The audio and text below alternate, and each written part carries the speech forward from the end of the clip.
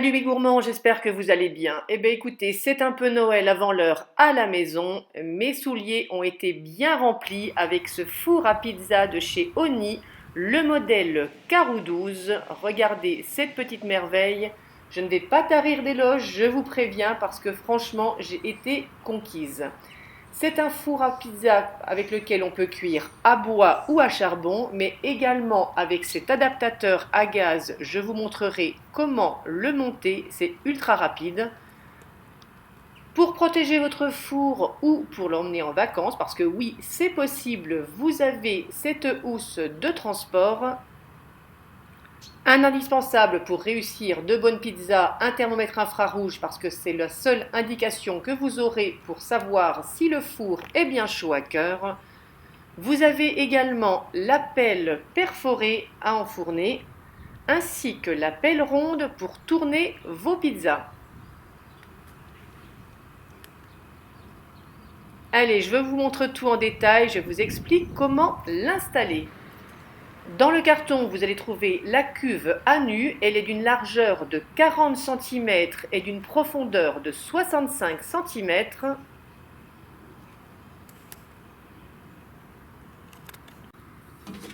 Il vous suffit tout simplement de déplier les trois pieds qui sont dotés d'embouts antidérapants, à savoir, puisqu'on est encore dans les dimensions, sans les pieds, le four fait une hauteur de 22 cm, avec les pieds une hauteur de 34 cm.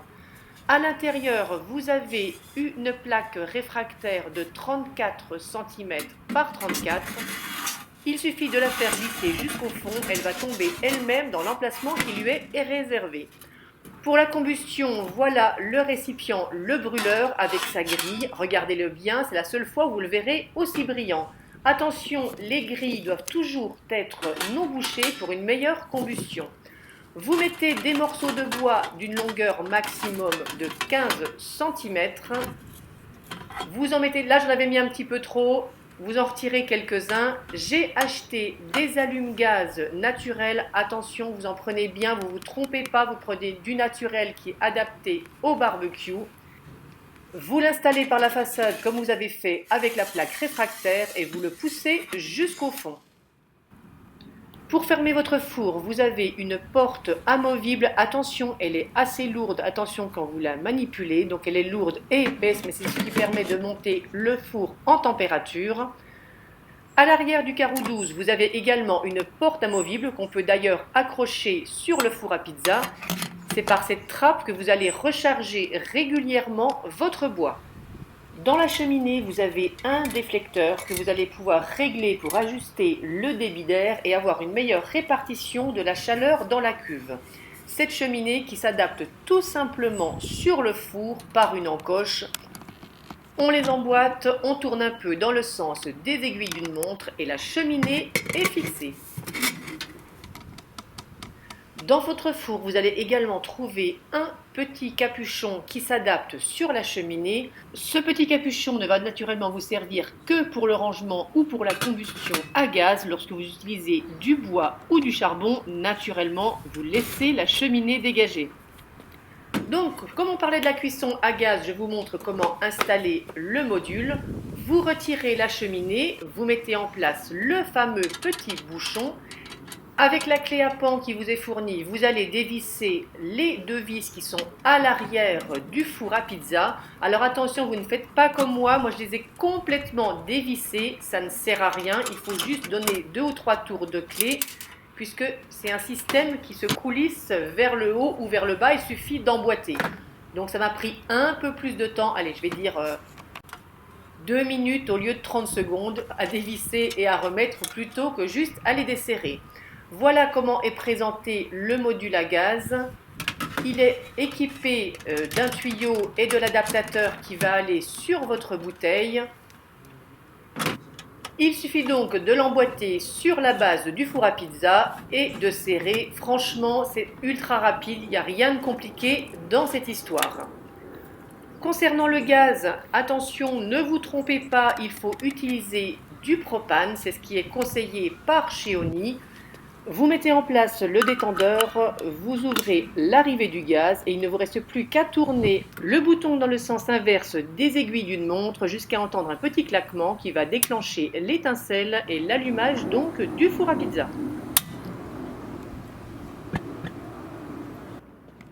Pour le transport ou tout simplement pour le rangement, vous avez donc cette housse. Alors respect à la personne qui a dessiné les côtes parce que moi ça me laisse tout simplement admirative.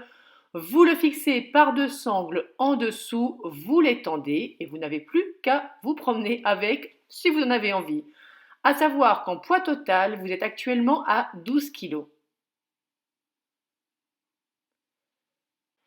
Avant la première utilisation, il vous est conseillé par Cheoni de faire chauffer votre four à pizza à vide pendant 30 minutes. Vous allez effectivement avoir des dégagements d'odeur, comme pour tout appareil électrique ou non qui sert la première fois.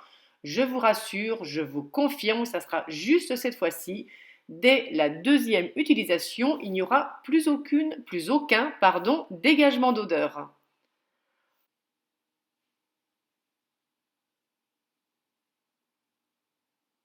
À la première utilisation, vous allez avoir un dégagement de fumée à l'intérieur de la cuve. Je vous rassure, c'est tout à fait normal. Pensez à alimenter régulièrement en bois. Pas nécessaire de mettre des grosses quantités, mais il faut être régulier pour avoir une bonne combustion. Au bout des 30 minutes, j'ai cessé d'alimenter en bois, je l'ai laissé refroidir et vous vous en doutez, je suis partie en cuisine pour préparer une pâte à pizza parce qu'il fallait absolument que je teste, j'étais trop impatiente. Donc voilà, on est en soirée, c'est pas flagrant sur la caméra, il y a un petit peu moins de soleil. J'ai alimenté en bois régulièrement. J'ai pris la température à cœur de la plaque réfractaire. Alors je ne sais plus si on le voit bien. Si on arrive à peu près à 450 degrés au centre. Donc le premier essai, je l'ai filmé. J'aurais pu ne pas vous le montrer, mais j'estime que mes erreurs pourront vous servir. Alors ça, c'est la pâte à pizza que je fais régulièrement au four. Elle est bien au four. Perso, j'ai pas été conquise par sa cuisson dans le fourneau. Je voulais des grosses bulles dans la croûte, des rebords bien gonflés. Bon, ils n'étaient pas franchement au rendez-vous. Deuxième erreur, j'ai pris un coulis de tomates maison. Il était un peu trop liquide pour avoir une bonne cuisson de pâte. Attention, faites attention, tout est important dans la cuisson des pizzas. Donc ma pizza, je l'ai glissée sur la pelle perforée. Attention, maximum 30 cm de diamètre pour qu'elle rentre bien dans votre four. Là, j'ai utilisé de la fleur de lait, mais c'est pareil, c'est pas ce que je voulais mettre, mais bon. On apprend, on essaye, on tâte et on trouve les bonnes solutions. Vous avez vu dans le fond, j'ai une flamme, il aurait fallu qu'elle soit un peu plus importante pour avoir une cuisson plus rapide. Je n'ai pas coupé la séquence pour que vous puissiez voir combien ça prend de temps pour la cuisson. Je n'ai pas été déçue, mais je n'ai pas été subjuguée par sa première pizza parce que je n'ai pas utilisé tout simplement les bons produits.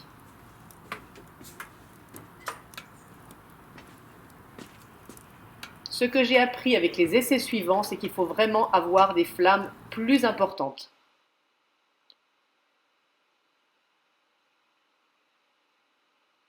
Au bout de 30 secondes, je l'ai retourné. Alors attention, je ne suis pas une pro pour le retournement de la pizza, mais ça vient au fur et à mesure. Le geste vient, ne vous inquiétez pas, vous allez réussir vous aussi. J'ai pris des photos à la sortie du four une fois que j'avais mis les feuilles de basilic pour vous montrer le résultat final. Eh bien non, vous ne les verrez pas parce que quand on retire la carte mémoire de l'appareil photo, c'est ce qui arrive, on se fait avoir et je vous rassure, ce n'est pas la première fois et je fulmine à chaque fois. Allez, je vous montre le deuxième essai. Cette fois-ci, j'ai réalisé une pâte à pizza napolitaine. Elle est restée plus de 20 heures dans le réfrigérateur. Comme la première, je l'étale sur de la semoule de blé fine. On commence par le centre, on évite d'aller trop sur les bords pour ne pas écraser les jolies bulles qui vont se former à la cuisson.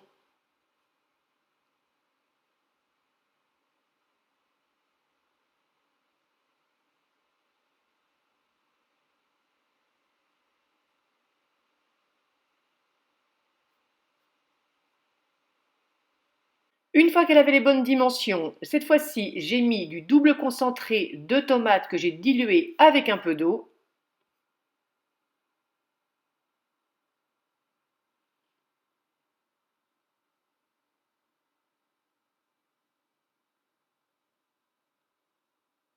Et j'ai réparti par-dessus une généreuse couche de mozzarella en petits cubes.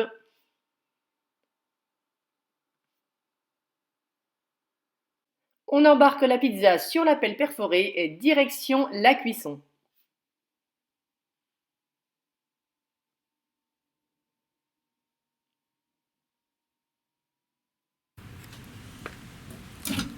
Alors vous avez vu, cette fois-ci ma flamme est beaucoup plus généreuse. Je dépose la pizza et il ne reste plus qu'à attendre qu'elle commence à gonfler et à fristouiller. Vous avez vu, c'est ultra rapide.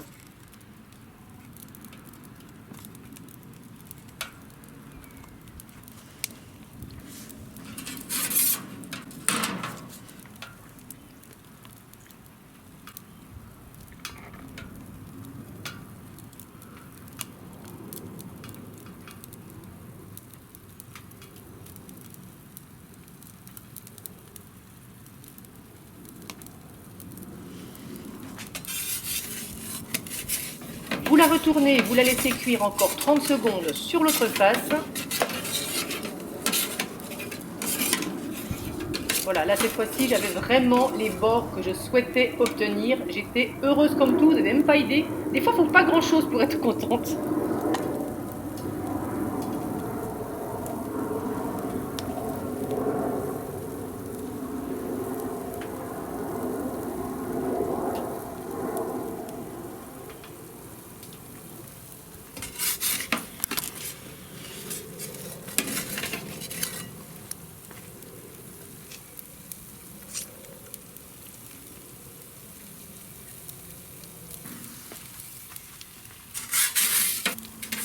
Je vous montre le dessous de la pizza. Vraiment, c'est saisi nickel. Enfin, en tout cas, c'est comme ça que nous, on les aime. Et je vous mets ensuite une petite photo de la coupe pour vous montrer l'alvéole de la pâte à pizza. Mais vous me connaissez, comme j'aime faire plein d'essais, et ben oui, je n'ai pas fait que des pizzas dans ce four. J'ai profité qu'il était encore chaud pour tester le plat en fonte de la marque. Alors, il faut savoir qu'il a un diamètre de 35 cm. Je l'ai lavé et avant la première utilisation, je l'ai graissé avec tout simplement de l'huile de tournesol. Je suis allée au fond de mon jardin. Depuis le temps que je vais au fond de mon jardin cueillir des pommes, autant vous dire qu'il n'y en a plus guère. Je les ai lavés, j'ai lavé mes golden, j'ai retiré le cœur.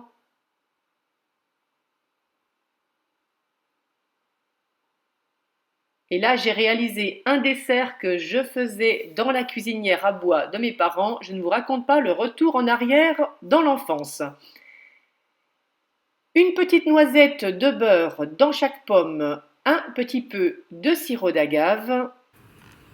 Je suis retournée au four. Alors naturellement, là, il n'y a plus les flammes, ce n'est plus nécessaire. On ne veut pas une cuisson rapide, on veut une cuisson dans la durée. Je les ai enfournées et autant vous dire qu'elles passaient limite dans le four.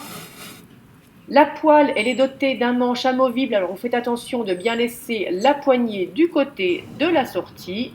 On referme le four cette fois-ci, contrairement à la pizza, on fait une cuisson porte fermée et j'ai dû les laisser à peu près une trentaine de minutes dans le four. Pour sortir votre plat et naturellement pour ne pas vous brûler, vous utilisez le manche qui est fourni avec la poêle en fonte. Il ne vous reste plus ensuite qu'à le déposer sur le socle en bois qui est fourni avec la poêle. Alors autant vous dire que si je continue à avoir des odeurs dans le jardin comme ça, je pense que les voisins ne vont pas tarder à passer par-dessus la clôture. Allez, un autre essai. C'est une recette de riz à l'étouffée que je fais régulièrement au four. J'ai décidé de la tester dans le four à pizza. Ne vous inquiétez pas, je vous mets la liste des ingrédients sous cette vidéo. Il suffit de mettre le riz dans la poêle en fonte, d'ajouter de l'eau et ainsi qu'un peu de beurre fondu.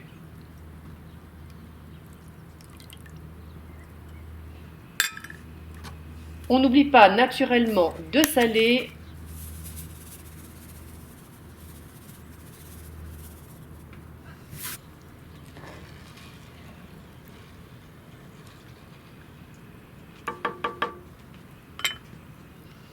L'avantage de cuisiner dans le jardin, il suffit de se pencher pour cueillir des branches de menthe et de les déposer dans le plat. Et là, vous allez fermer votre plat avec de l'aluminium.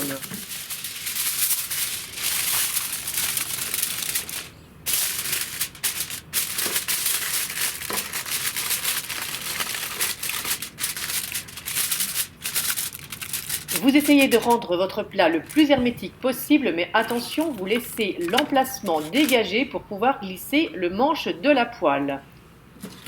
Comme pour les pommes, pas nécessaire d'avoir une flamme, la cuisson à la braise suffira.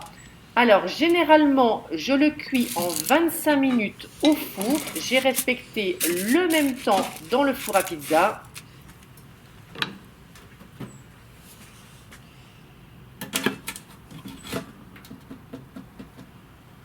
J'ai baissé un peu le déflecteur de la cheminée pour que la cuisson soit moins forte.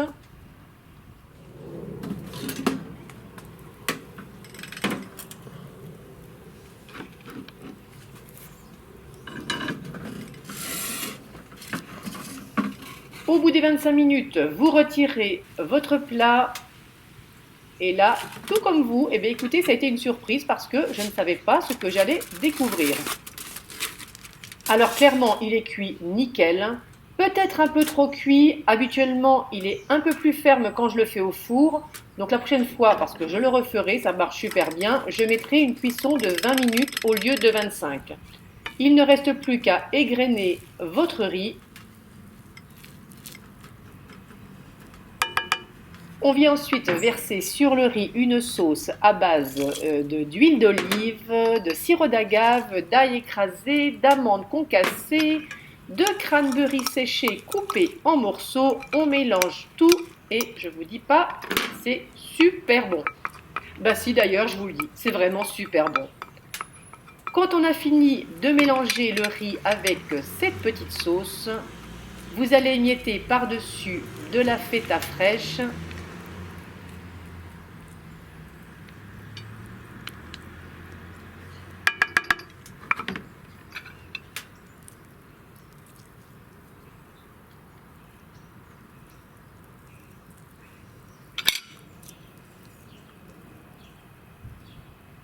Et j'ai terminé ma recette avec de la menthe fraîche finement ciselée ainsi que quelques gros capres. Si vous testez cette recette, n'hésitez pas à me le dire dans vos commentaires et vous me direz si vous vous régalez autant que nous. Et c'est suivant, l'idée m'est venue quand je suis allée à la boucherie. Alors vous voyez, vous ne faites surtout pas comme moi. Voilà, moi je me suis servi de ma plaque en fonte et de mes gros gants. Mais sinon, il existe chez Oni cette plaque à griller qui est beaucoup plus sécuritaire que le système que j'ai utilisé. J'ai donc mis chauffer ma plaque en fonte pendant à peu près 10 minutes avec une chaleur assez soutenue mais sans flamme. J'ai enfourné ma côte de bœuf et top chrono, en 5 minutes, elle était complètement cuite. Je l'ai juste retournée à mi-cuisson.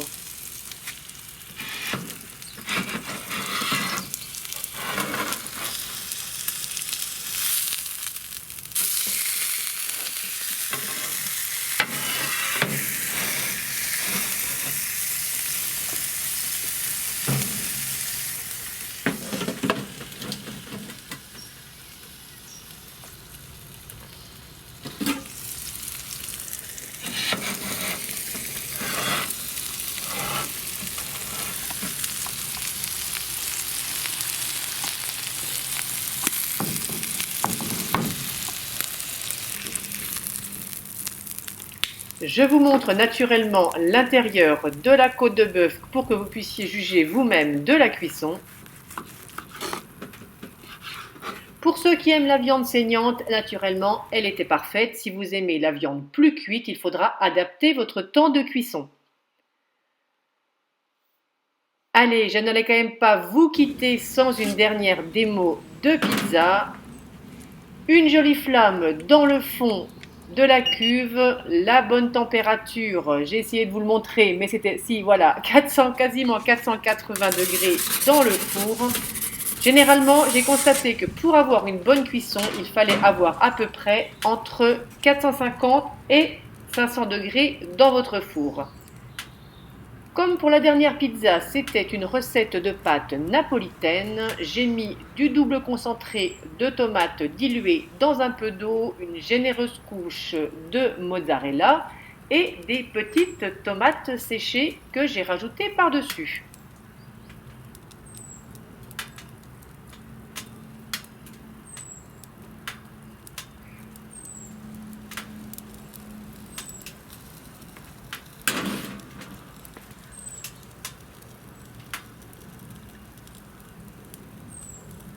Je trouve tout simplement que ces pizzas, quand ça cuit, quand ça commence à fristouiller par-dessus, à gonfler, je trouve que c'est tout simplement hypnotique comme image.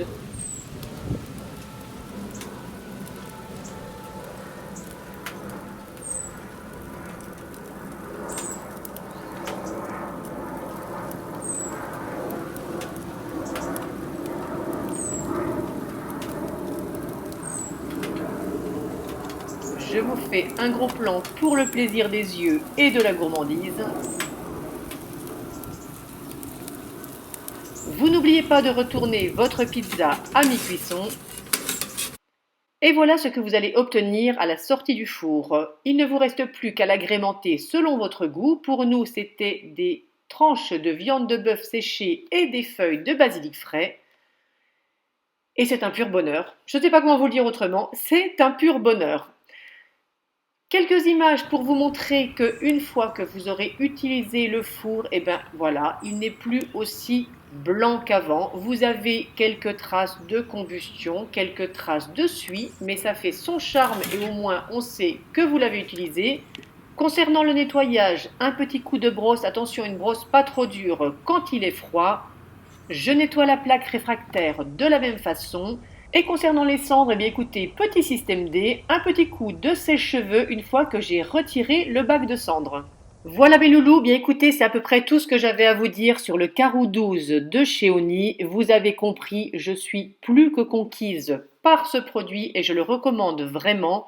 J'ai filmé d'autres recettes de pizza tout aussi gourmandes que celle-ci, mais aussi du sucré, d'autres recettes salées, mais elles feront l'objet d'une autre vidéo, sinon dans 2 heures nous sommes encore ensemble. Je vous mets naturellement sous cette vidéo le lien pour retrouver tous les produits de chez Oni. Moi je vous dis à très vite pour une prochaine gourmandise et en attendant je vous fais de gros bisous sucrés à tous.